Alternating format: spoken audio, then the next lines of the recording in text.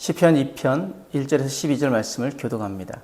어찌하여 이방 나라들이 분노하며 민족들이 헛된 일을 꾸미는가? 세상의 군왕들이 나서며 관원들이 서로 꾀하며 여호와의 그의 기름 부음 받은 자를 대적하며 우리와 그들의 맨 것을 끊고 그의 결박을 벗어버리자 하는도다. 하늘에 계신 이가 웃으시며 주께서 그들을 비웃으시리로다. 그때 분을 바라며 진노하사 그들을 놀라게 하여 이르시기를 내가 나의 왕을 내 거룩한 산 시온에 세웠다 하시리로다. 내가 여호와의 명령을 전하노라. 여호와께서 내게 이르시되 너는 내 아들이라. 오늘 내가 너를 낳았도다. 내게 구하라. 내가 이방 나라를 내 유업으로 주리니 내 소유가 땅끝까지 이르리로다. 네가 철장으로 그들을 깨뜨리며 질그릇같이 부수리라 하시도다. 그런즉 군왕들아 너희는 지혜를 얻으며 세상의 재판관들아 너희는 교훈을 받을지어다. 여호와를 경외함으로 섬기고 떨며 즐거워할지어다. 그의 아들에게 입맞추라. 그렇지 아니하면 진노하심으로 너희가 길에서 망하리니 그의 진노가 급하심이라. 여호와께 피하는 모든 사람은 다 복이 있도다. 사람은 누구나 무엇인가를 의지하며 살아갑니다. 어려운 일이 생기면 돈을 의지하기도 하고 사람을 의지하기도 하며 자신의 경험과 능력을 의지하기도 합니다. 하지만 우리가 의지하는 것들은 언제나 흔들릴 수 있습니다. 시편 1편은 복 있는 사람이 누구인지를 보여주었습니다. 그는 하나님의 말씀을 즐거워하며 주야로 묵상하는 사람이었습니다. 그런데 시편 2편은 한 걸음 더 나아가 말씀을 사랑하는 사람은 누구를 의지하며 살아야 하는가? 이것을 질문합니다. 그 답은 마지막 절에 있습니다. 12절에 여호와께 피하는 모든 사람은 다 복이 있도다. 오늘 말씀을 통해 하나님께 피하는 사람이 왜 복 있는 사람인지 함께 살펴보길 원합니다. 먼저 1절에서 5절 말씀에 시편 기자는 놀라운 질문으로 시작합니다. 어찌하여 이방 나라들이 분노하며 민족들이 헛된 일을 꾸미는가? 여기서 꾸민다는 말은 시편 1편에 묵상한다와 같은 히브리어입니다. 의인은 하나님의 말씀을 묵상합니다. 그러나 악인은 하나님을 대적할 방법을 묵상합니다. 무엇을 마음에 품고 살아가느냐가 그 사람의 인생을 결정합니다. 세상은 지금도 하나님 없이 살 수 있다라고 말합니다. 하나님의 말씀보다 자신의 생각이 더 옳다라고 주장합니다. 그러나 하나님께서는 하늘에서 그 모습을 보시며 웃으십니다. 왜 웃으실까요? 세상을 만드신 하나님을 사람이 무너뜨릴 수 없기 때문입니다. 아무리 사람들이 힘을 모아도 하나님의 통치는 흔들리지 않습니다. 우리가 세상을 보면 악이 승리하는 것처럼 보일 때가 있습니다. 불의한 사람이 성공하는 것처럼 보이고 믿음의 사람들이 손해보는 것처럼 보이기도 합니다. 그러나 시편 2편은 분명히 말합니다. 하나님은 여전히 통치하고 계십니다. 우리의 눈에 보이지 않을 뿐입니다. 믿음은 눈에 보이는 현실보다 하나님의 통치를 더 신뢰하는 것입니다. 6절에서 9절 말씀에 사람들이 아무리 반대해도 하나님 말씀하십니다. 내가 나의 왕을 시온에 세웠다. 이 왕은 궁극적으로 예수 그리스도를 가리킵니다. 예수님은 세상이 인정해서 왕이 되신 것이 아닙니다. 하나님께서 세우신 왕입니다.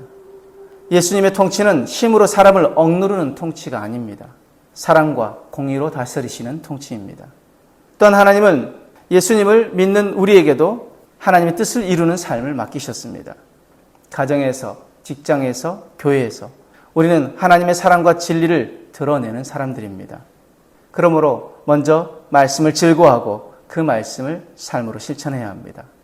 말씀을 묵상하지 않은 사람은 하나님의 통치를 세상에 나타낼 수 없습니다. 10절에서 12절 말씀에 시편 기자는 마지막으로 세상의 왕들에게 권면합니다. 지혜를 얻으라, 여호와를 경외하라, 그의 아들에게 입맞추라. 이는 하나님의 왕 되심을 인정하라는 의미입니다. 그리고 마지막에 놀라운 선언이 나옵니다. 여호와께 피하는 모든 사람은 다 복이 있도다. 세상은 강한 사람이 복이 있다라고 말합니다. 많이 가진 사람이 복이 있다라고 말합니다. 그러나 하나님은 다르게 말씀하십니다. 여호와께 피하는 사람은 복이 있도다. 피한다는 것은 두려워서 도망가는 것이 아닙니다. 가장 안전한 곳으로 들어가는 것입니다. 폭풍우가 몰아칠 때 집 안으로 들어가는 것이 안전하듯이 죄와 두려움과 염려 속에서 하나님께 나아가는 사람이 진정 복이 있는 사람입니다. 오늘 말씀은 우리에게 세 가지 질문을 던집니다. 첫 번째, 나는 무엇을 가장 많이 묵상하고 있는가? 걱정입니까? 불평입니까? 아니면 하나님 말씀입니까? 입에서 자주 나오는 말이 내 마음의 상태를 보여줍니다. 말씀으로 마음을 채우는 성도가 되어야 할 줄 믿습니다. 그 말씀이 우리 안에 채워질 수 있다면 우리의 삶에 그 말씀이 온전히 우리 삶을 지배하고 우리 삶을 이끌어 가실 줄 믿습니다. 두 번째, 세상이 아니라 하나님의 통치를 믿고 있습니까? 뉴스를 보면 세상이 더 강해 보일 때가 있습니다. 하지만 하나님 오늘도 여전히 온 우주 만물의 주인이시고 왕이십니다. 눈에 보이는 현실보다 하나님의 약속을 더 신뢰하는 믿음을 가져야 합니다. 그 하나님의 통치를 우리가 인정하고 오늘도 우리의 삶을 다스리시고 우리의 가정을 다스리고 우리의 교회와 이 나라와 온 열방을 다스리시는, 온 우주를 다스리시는 분이 우리의 하나님이시고 내 아버지시고 나의 삶의 주인이심을 인정하며 나아갈 때 오늘도 우리는 그분이 말씀하시는 것이 무엇이든지 우리가 순종하게 되어질 것이고 그 순종함으로 나아간다면 하나님 원하신 그 뜻 안에 우리가 거할 수 있게 되어질 것입니다. 마지막으로 어려울 때 가장 먼저 어디로 달려가십니까? 사람입니까? 돈입니까? 인터넷입니까? 아니면 하나님입니까? 복 있는 사람은 가장 먼저 하나님께 피하는 사람입니다. 하나님께 나와 기도하는 사람이 결국 하나님의 보호하심과 인도하심을 받게 되어지고 결국 승리하는 삶을 살게 되어질 것입니다. 시편 2편은 세상에 아무리 하나님을 거부해도 하나님의 계획은 결코 실패하지 않는다고 선포하십니다. 그리고 마지막에는 가장 아름다운 복을 선언하십니다. 여호와께 피하는 모든 사람은 다 복이 있도다. 오늘도 세상은 흔들립니다. 우리의 삶도 흔들릴 수 있습니다. 그러나 하나님께 피하는 사람은 흔들리지 않습니다. 말씀을 붙들고 하나님의 통치를 신뢰하며 예수 그리스도를 왕으로 모시고 살아가는 저와 여러분들이 되어지기를 주님의 이름으로 축복합니다. 기도하겠습니다. 사랑의 하나님, 세상의 소리에 흔들리지 않게 하시고 하나님 말씀을 더욱 가까이 하게 하여 주옵소서. 눈에 보이는 현실보다 하나님의 통치를 신뢰하게 하시고 어려움이 올 때마다 가장 먼저 주님께 피하는 믿음을 허락하여 주옵소서.